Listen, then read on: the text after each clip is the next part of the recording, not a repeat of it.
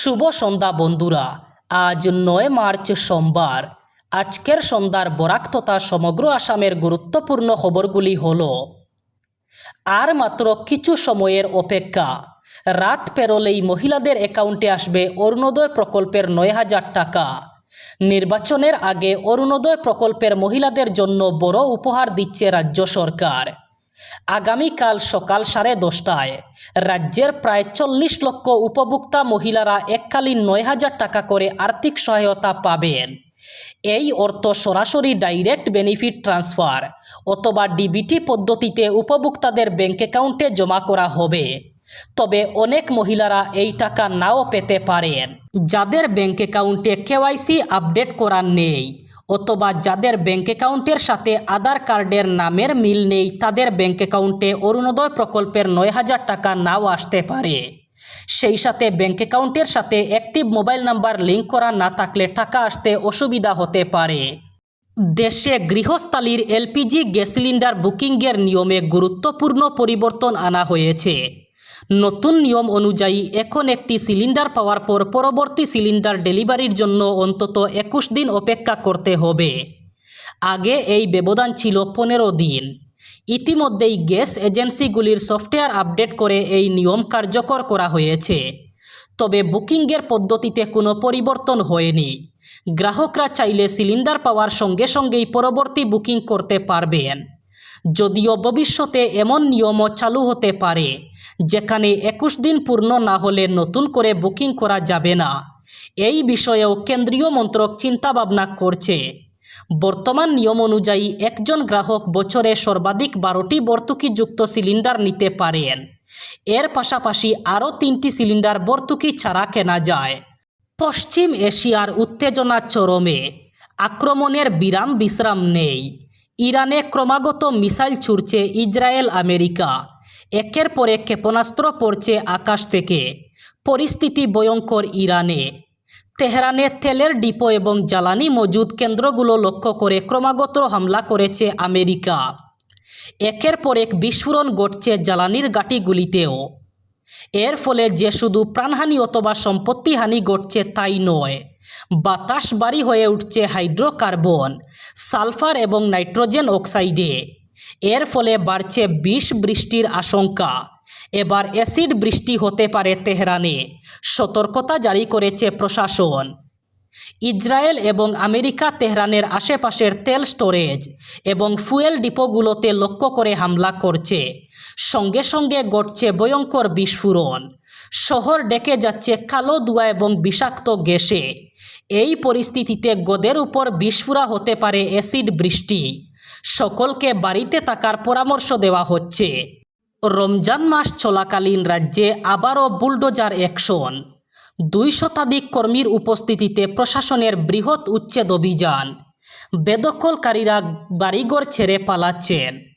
সরকারি জমিতে অবৈধ বেদখলকারীদের বিরুদ্ধে রাজ্যে উচ্ছেদ অভিযান অব্যাহত রয়েছে।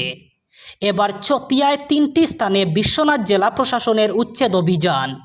চতিয়ার মিলনপুরের 34টি পরিবার, চরাইজনিয়ায় 16টি পরিবার এবং চলাহলায় 15টি পরিবার সহ মোট 65টি পরিবারকে উচ্ছেদ করা হয়েছে।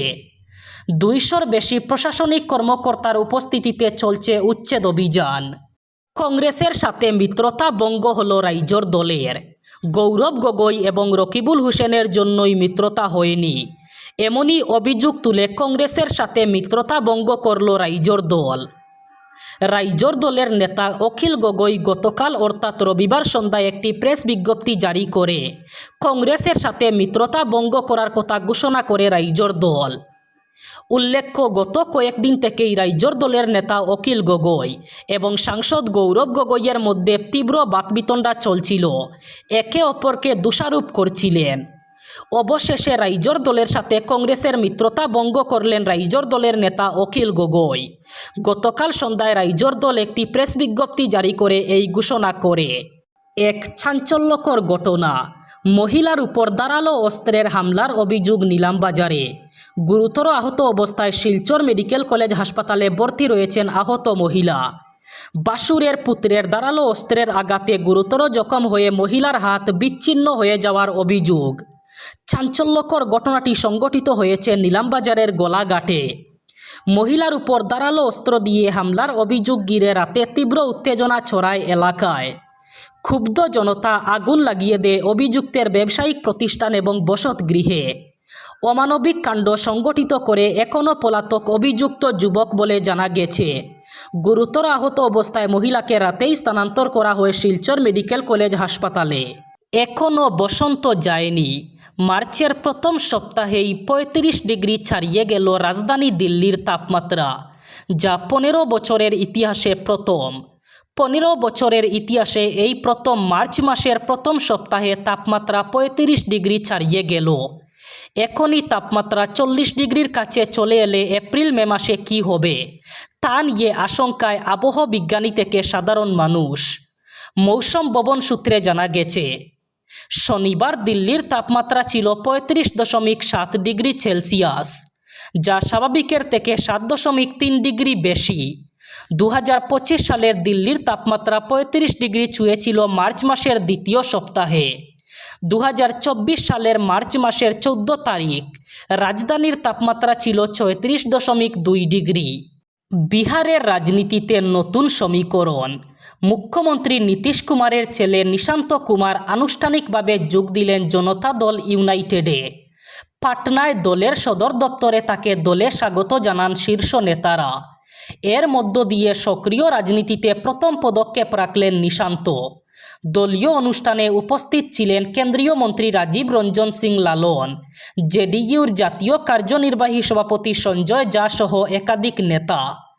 দলীয় কর্মীরাও বড় সংখ্যায় উপস্থিত ছিলেন। দলে যোগ দেওয়ার পর নিশান্ত কুমার জানান, সংগঠনকে শক্তিশালী করাই তার প্রধান লক্ষ্য। তার কথায়, আমি দলের সক্রিয় সদস্য হিসাবে কাজ করতে চাই। সংগঠনকে আরও শক্তিশালী করার চেষ্টা করব। নীতিশ কুমারের রাজ্যসভায় যাওয়ার সিদ্ধান্ত প্রসঙ্গেও কথা বলেন তিনি। অসমে সরকারি বিদ্যুৎ বিতরণ কোম্পানি এপিডিসিএলের বিদ্যুতের ট্যারিফ নির্ধারণের জন্য আসাম ইলেকট্রিসিটি রেগুলেটরি কমিশনের কাছে যে আবেদন জানিয়েছিল, এর ভিত্তিতে গত ৬ মার্চ ২০২৬-২৭ অর্থ বছরের বিদ্যুতের মাশুল নির্ধারণ করে তা প্রকাশ করা হয়। এই পরিপ্রেক্ষিতে অল আসাম ইলেকট্রিসিটি কনজিউমার্স অ্যাসোসিয়েশনের আহ্বায়ক দ্বয় যথাক্রমে অজয় আচার্য এবং হিল্লুল ভট্টাচার্য এক প্রেস বার্তায় বলেন, জনগণের আন্দোলন ও সংগঠনের পক্ষ থেকে রেগুলেটরি কমিশনের কাছে বিদ্যুতের মাশুল বৃদ্ধির তীব্র বিরোধিতার পরিপ্রেক্ষিতে রেগুলেটরি কমিশন আগামী অর্থবর্ষের জন্য বিদ্যুতের মাশুল বৃদ্ধি করেনি, কিন্তু বিদ্যুৎ মাশুলে কোনো ছাড়ও দেয়নি। তারা বলেন, গত বছর বিদ্যুতের মাশুল থেকে সরকারের ৪০০ কোটি টাকা মুনাফা লাভ করে গত বছর গ্রাহকদের থেকে অতিরিক্ত মাশুল সংগ্রহের ফলেই এই বিশাল মুনাফা লাভ করেছে। তাই এই বছর গ্রাহকদের বিদ্যুৎ মাশুলের ক্ষেত্রে ছাড় দেওয়া উচিত ছিল, কিন্তু তা না করে পূর্বের ট্যারিফই বহাল রাখা হয়েছে। এই ছিল আজকের সন্ধ্যার গুরুত্বপূর্ণ খবরগুলি। ভিডিওটি অবশ্যই লাইক করবেন এবং চ্যানেলটি সাবস্ক্রাইব করবেন।